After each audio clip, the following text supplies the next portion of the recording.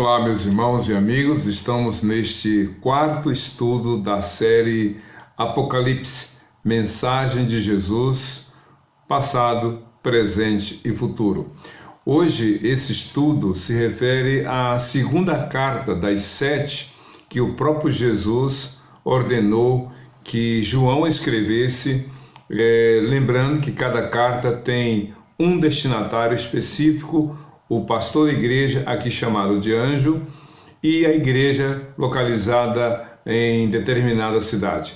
A cidade aqui, nesse caso, é a cidade de Esmirna, ou seja, a carta que Jesus escreveu, ou melhor, ordenou que João escrevesse, foi destinada ao pastor da igreja de Jesus na cidade de Esmirna. Esmirna, só para a gente ter uma ideia da história dessa cidade, era, segundo os historiadores, a terceira maior cidade da região. Naquela época da carta, a cidade de Esmirna tinha mais ou menos 100 mil habitantes e ela ficava a 65 quilômetros distante de Éfeso. Então era uma cidade muito grande e importante para a comunicação entre a Europa e a Ásia, principalmente nas questões comerciais. Logo, era uma cidade muito rica e abastada. Outra coisa interessante é que essa cidade foi fundada centenas de anos antes de Cristo, passou por um processo de destruição e de fato ela foi destruída e mais tarde foi reconstruída. E esse processo de destruição e reconstrução criou-se uma imagem de que a cidade havia sido morta e voltar a viver. Era então uma cidade que havia passado por esse processo. Os cristãos que serviam a Jesus na cidade de Esmirna também estavam cientes de que aquela cidade havia sido a primeira a ser guardiã de uma das supostas divindades adoradas pelos romanos. A própria cidade de Roma, portanto, era considerada uma divindade e Esmirna era protetora. Ou seja, tinha um dever de prestar culto. Inclusive na cidade de Esmirna também foi construído um templo de adoração a Tibérios. Tibérios foi o imperador antecessor de Caio, o Calígula, que era sobrinho dele. Então era uma cidade rica sim, mas também uma cidade idólatra. Uma cidade que de alguma forma perseguia os cristãos. Era um lugar perigoso para os cristãos viverem. Então essa carta de Jesus para os cristãos na cidade de Esmirna era uma carta trazendo realmente esperança e confiança dos servos do Senhor, apesar das dificuldades que eles estavam enfrentando e outras mais que enfrentariam posteriormente. Então vamos ler Efésios, ou melhor, Apocalipse capítulo 2, do verso 8 até o versículo 11. Diz assim a palavra do Senhor: Ao anjo da igreja em Esmirna, escreva: Estas são as palavras daquele que é o primeiro e o último, que morreu e tornou a viver. Conheço as suas aflições e a sua pobreza, mas você é rico. Conheço a blasfêmia dos que se dizem judeus, mas não são, sendo antes sinagoga de Satanás. Não tenha medo do que você está prestes a sofrer. O diabo lançará alguns de vocês na prisão para prová-los. E vocês sofrerão perseguição durante 10 dias. Seja fiel até a morte, e eu lhe darei a coroa da vida. Aquele que tem ouvidos, ouça o que o Espírito diz às igrejas. O vencedor, de modo algum, sofrerá a segunda morte.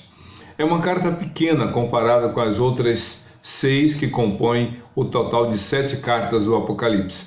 Uma coisa que eu não comentei, Esmirna fica hoje na Turquia e é uma cidade, é uma das mais antigas cidades da região, considerando o início da sua construção e até os dias de hoje. Hoje, Esmirna é conhecido como Mirna e outros nomes correlatos. Muito bem, o que nós temos a aprender com esta carta? Primeiramente, como a gente vai observou na carta de Jesus a Éfeso, a igreja de Éfeso, como as outras, Cristo se apresenta. E como é que ele se apresenta? Ele diz assim: ao anjo da igreja em Esmirna escreva, ou seja, aqui há um padrão. A igreja aqui é identificada, identificado o destinatário dessa carta. A carta era para o pastor, era o pastor que iria receber como líder espiritual, aqui chamado de anjo. Esse pastor iria receber essa carta, iria lê-la para si e certamente para as ovelhas do Senhor Jesus naquela igreja.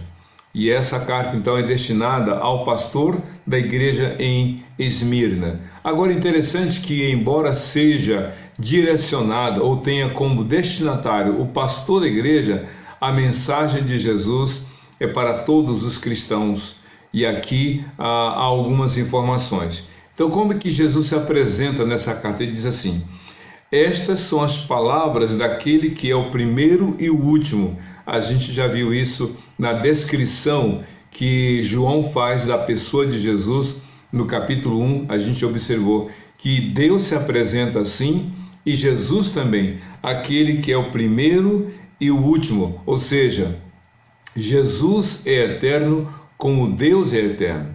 Quando Jesus diz que ele é o primeiro, não está falando que ele é o primeiro a ser gerado, não está dizendo que ele é o primeiro de uma série de situações, não, está dizendo aquele que detém toda a eternidade, o primeiro e o último. Ele é o Senhor absoluto, tudo começa nele e tudo termina em relação a ele. Lembra da carta aos Hebreus, quando o escritor diz assim para os seus leitores, Hebreus 12, versículo 2, olhando para Jesus, autor e consumador da nossa fé. A nossa fé começa em Jesus pela palavra que nós ouvimos, porque Paulo disse: a fé vem pelo ouvir e ouvir a palavra de Cristo, mas também essa fé que começa em Cristo tem como alvo o próprio Cristo, o próprio Jesus. Então Cristo fala assim: escreve estas são as palavras daquele que é o primeiro e o último. Em outra palavra, ainda no primeiro capítulo de Apocalipse, eu sou o Alfa e o Ômega. E aí, para quem talvez não saiba, Alfa é a primeira letra do alfabeto grego e Ômega, ou Omega para alguns, é a última letra do alfabeto grego. Na língua portuguesa, Jesus estaria dizendo: eu sou o A e o Z. Do começo ao fim, eu detenho todo o poder, eu sou soberano que reino sobre tudo e sobre todos. Essa palavra já traz realmente um alento, um conforto, uma segurança para os leitores. Mas é interessante que ele continua: aquele que morreu e tornou a viver. O próprio Jesus testemunhando ao seu ministério terreno. De fato, ele nasceu em Belém, o seu berço foi uma manjedoura, os pastores foram as primeiras testemunhas oculares, depois os reis o viram quando ele estava próximo de 2 anos. Então, o nascimento de Jesus foi testemunhado por inúmeras pessoas. O próprio José e Maria, os próprios pais foram apresentar Jesus no templo, e Simeão e Ana foram testemunhas. Realmente, quando Simeão segurou Jesus no 8º dia da sua vida, um bebê recém-nascido, Simeão disse: Senhor, me despeça o teu servo, porque vi a tua salvação, o que tu prometestes se cumpriu na pessoa dessa criança, disse Simeão em outras palavras. E Ana, profetisa, também pôde testemunhar. Então Jesus nasceu, viveu sem pecado, A sua morte foi testemunhada, fisicamente ele morreu, ele foi crucificado às 9 da manhã até meio-dia. Ali o dia estava como outro qualquer, o sol brilhando, mas de meio-dia até as 3 houve trevas, escuridão. E quando Cristo disse tetelestai, ou seja, está consumado, e ele tombando a cabeça para o lado morreu, houve um terremoto, o véu do templo se rasgou de alto a baixo, como diz lá Marcos capítulo 15. Então todos testemunharam a morte, inclusive um soldado, para comprovar a morte de Jesus, furou o lado com uma lança e saiu água e sangue. José de Arimateia e Nicodemos pediram o corpo de Jesus e o sepultaram no túmulo que José havia comprado. Ao terceiro dia Jesus ressuscitou. Maria Madalena, João, Pedro, os 11 apóstolos, inclusive o duvidoso Tomé, puderam testemunhar a ressurreição física de Jesus. A Bíblia diz em 1 Coríntios capítulo 15, na palavra de Paulo, que Jesus em um dia apareceu a 500 pessoas e todas elas puderam comprovar. Mas quer saber? Você e eu que cremos que Cristo ressuscitou, somos mais bem-aventurados que Tomé, porque Cristo disse: Tomé, tu crestes porque me viste? Tu creste que eu ressuscitei porque me viste? Bem-aventurados são os que não viram e creram. Então você e eu que cremos que Cristo ressuscitou, somos mais felizes do que Tomé, porque nós cremos, nós não duvidamos. Cristo disse aqui nessa carta: eu sou aquele que morreu e tornou a viver. Jesus ressuscitou, mas como nós já sabemos, e eu comentei no primeiro capítulo de Apocalipse, que a ressurreição de Jesus foi diferente de todas as outras, porque todos os que morreram e foram ressuscitados depois voltaram a morrer fisicamente. Jesus não, ele ressuscitou para nunca mais morrer. Escrevendo aos Romanos, o apóstolo Paulo, no capítulo 6, disse a respeito de Jesus: quanto a morrer, de fato ele morreu, mas ao ressuscitar, para nunca mais morrer, e vive para sempre. Veja só que coisa maravilhosa, nós podemos confiar. Jesus, portanto, é aquele que morreu e ressuscitou, voltou a viver para nunca mais morrer. Mas logo após essa apresentação tão maravilhosa e especial, Cristo completa na sua carta: conheço as tuas aflições, conheço as suas aflições e a sua pobreza. A igreja de Esmirna, os cristãos da cidade ali em Esmirna, como disse antes, sofreram muitas perseguições.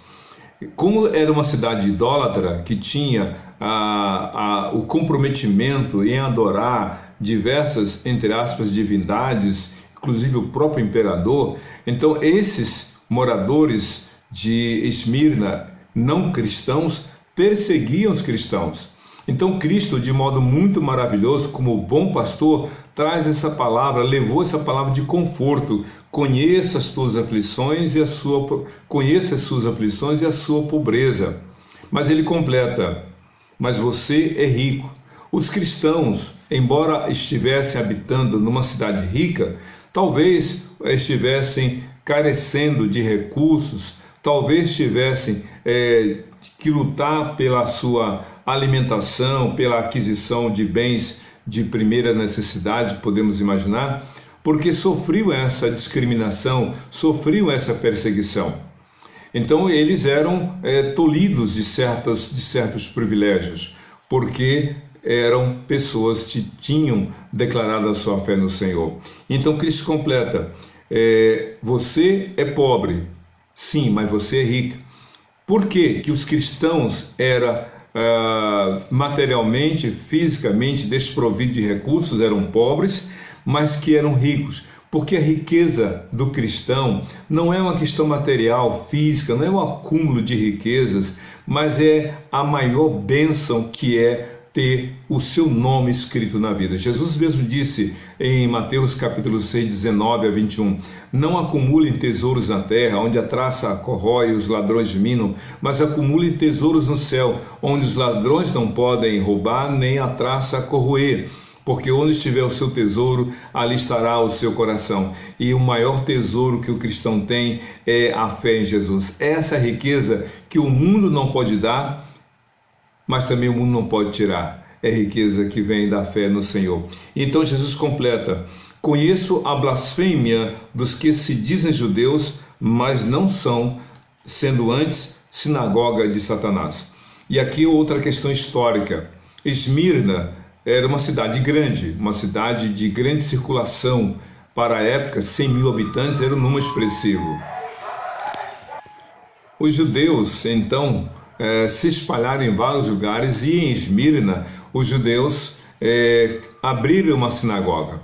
Porém, esses judeus que de fato não criam em Jesus, não eram os descendentes de fato de Abraão, judeus legítimos. Talvez prosélitos, aqueles não judeus, os gentios, que aderiam ou que se tornavam judeus, confessando a sua declaração de seguir as leis mosaicas, mas não eram judeus de coração. E esses então judeus ou falsos judeus de alguma forma se levantavam contra a igreja de Jesus e perseguiam. E aqui está como Jesus colocou: conheço a blasfêmia dos que se dizem judeus, mas não são, sendo antes sinagoga de Satanás. A sinagoga era um lugar para culto, para o estudo da palavra, para a prática da oração, do jejum em alguns casos aos sábados.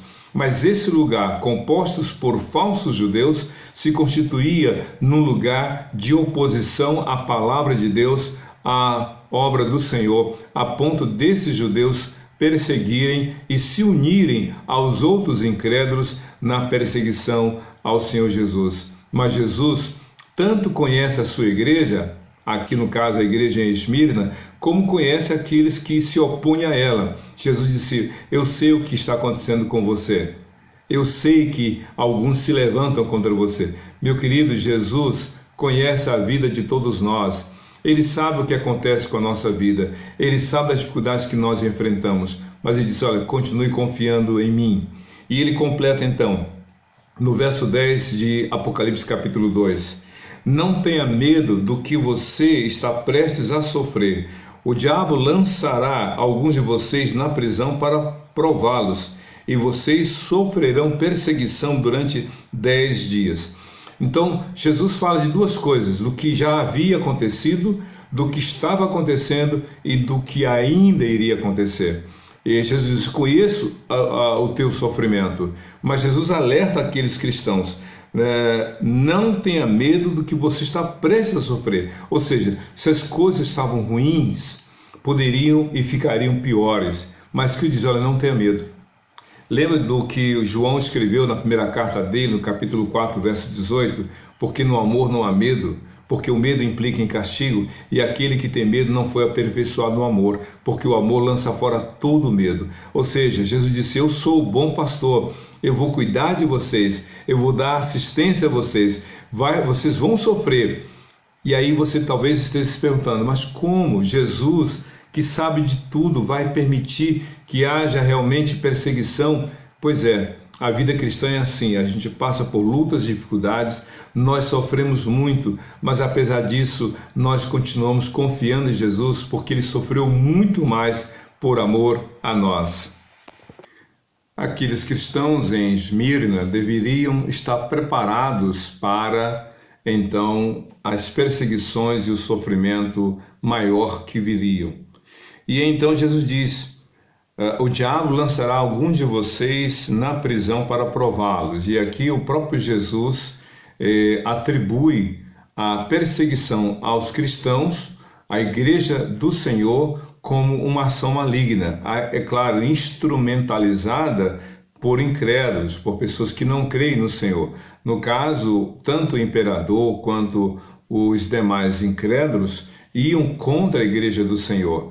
e o diabo iria então usar todo aquele sistema para levar alguns cristãos não só ao sofrimento, mas à condenação, serem colocados na prisão, e alguns estariam nesse período esperando uma sentença final que poderia culminar com a morte. Então Jesus disse, aqui ainda no versículo 10 de Apocalipse capítulo 2, e vocês sofrerão perseguição durante 10 dias.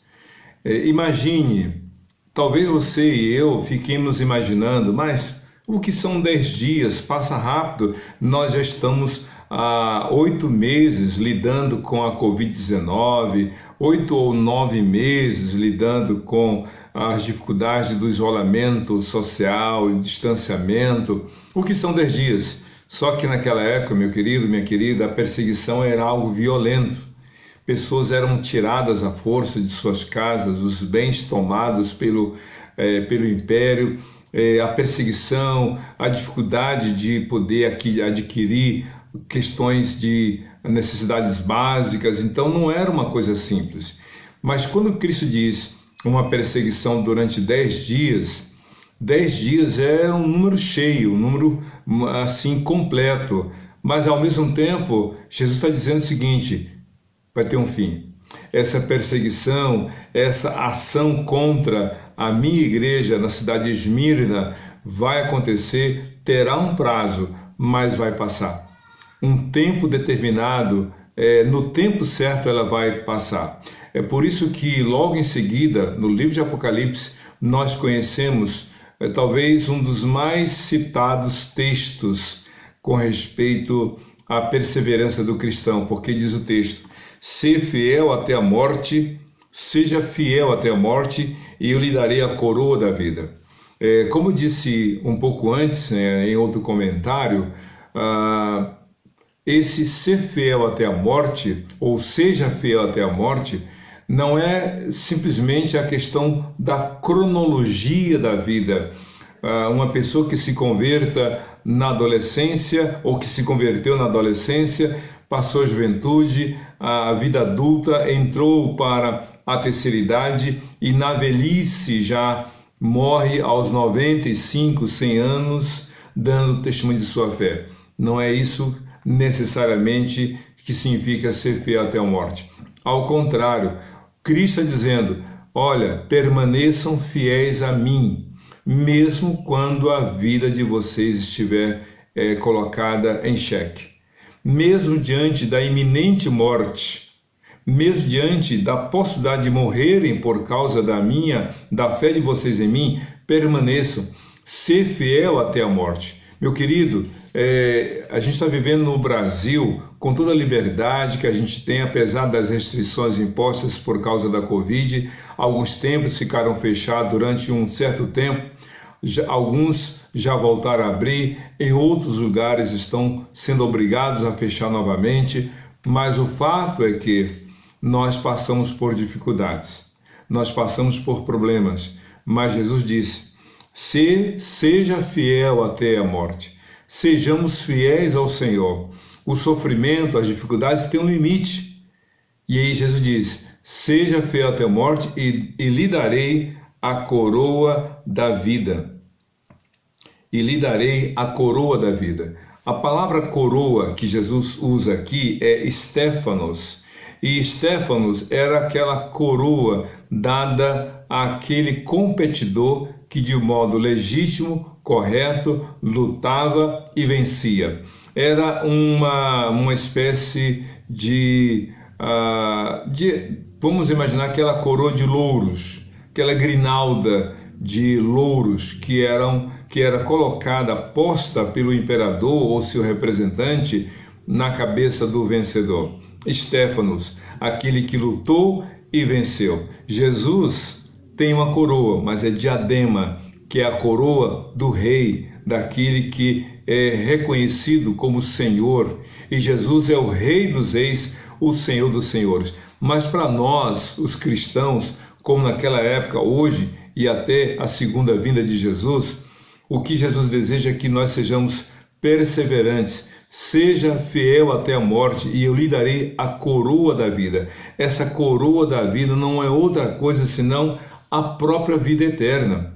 É interessante que o apóstolo Pedro, quando escreveu a sua primeira carta, ele fala da coroa ou da fé, que é algo muito mais valioso do que o ouro.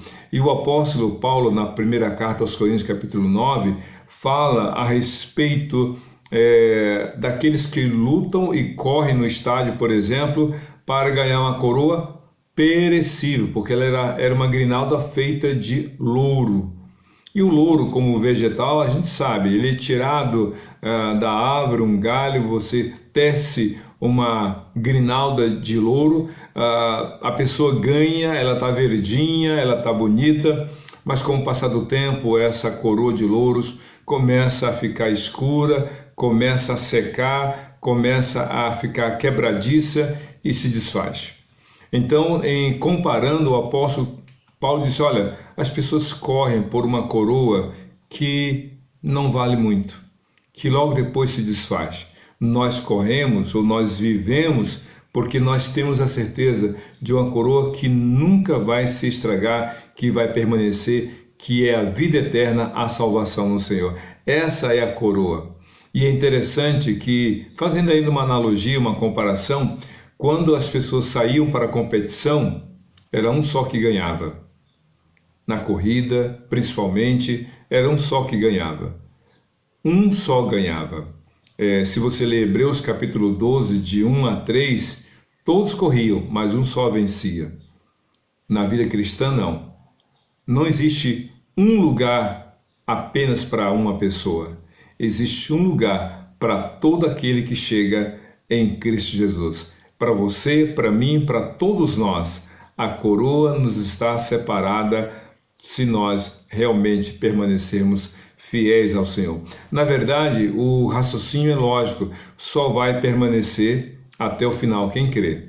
Quem não crê, abandona, volta atrás, desiste. Quanta gente antes da Covid ia para a igreja e depois da Covid não apareceu mais.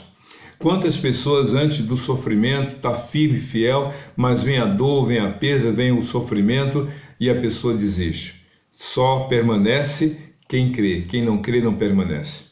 E aí então Jesus termina essa carta para a sua igreja em Esmirna, no versículo 11, dizendo o seguinte: aquele que tem ouvidos, ouça o que o Espírito diz às igrejas. É interessante, porque no início da carta, como aconteceu com a carta à igreja de Éfeso, Jesus se apresenta de forma singular, apresentando alguns dos aspectos do seu ministério, da sua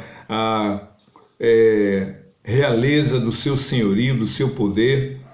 Mas no final ele fala: aquele que tem ouvidos, ouça o que o Espírito diz às igrejas. E aqui então é uma palavra geral. O que era para Esmirna, a partir do seu pastor, Cristo descreveu do início até se aproximando do final. Mas no final, Jesus então fala o que o Espírito comunica para as igrejas. E qual é a mensagem dessa carta? A mensagem é a seguinte: o vencedor, de modo algum, sofrerá a segunda morte. É interessante, pela segunda vez a palavra morte aparece nessa carta. Ele disse: aqui fala quem é o primeiro e o último, aquele que morreu, mas voltou a viver. E então ele completa: ao vencedor, de modo algum sofrerá a segunda morte. E o que é a segunda morte? A segunda morte não é a morte física. A segunda morte é a condenação eterna no inferno. E o cristão está livre dessa segunda morte porque ganhou a vida eterna em Cristo Jesus. Todos nós, biologicamente, que estamos nesse mundo, nós nascemos. Mas todos nós fisicamente vamos morrer se Cristo não vier antes. Mas o cristão, embora passe pela primeira morte ou venha passar pela primeira morte, não passará pela segunda morte, porque Jesus, que é o autor da nossa vida, nos garantiu a vida eterna no seu nome. Eu sou o bom pastor que dá a sua vida pelas suas ovelhas. E ele completou em outra palavra: o ladrão vem senão para matar, roubar e destruir, mas eu vim para que tenham vida e vida abundante. Então, diante das lutas e dificuldades que você está enfrentando, confie em Jesus, permaneça fiel a Ele, porque realmente Ele já nos garantiu que aqueles que permanecem são os que creem, e os que creem têm a vida eterna no nome dEle. Que Deus te abençoe, leia mais, medite nessa carta e extrai lições para a sua vida, porque a carta foi para Esmirna no passado, mas ela serve para você e para mim hoje em nossa cidade em que nós moramos, como será também para as gerações futuras até a segunda vinda de Jesus. Que Deus te abençoe hoje e para todo sempre. Amém e amém.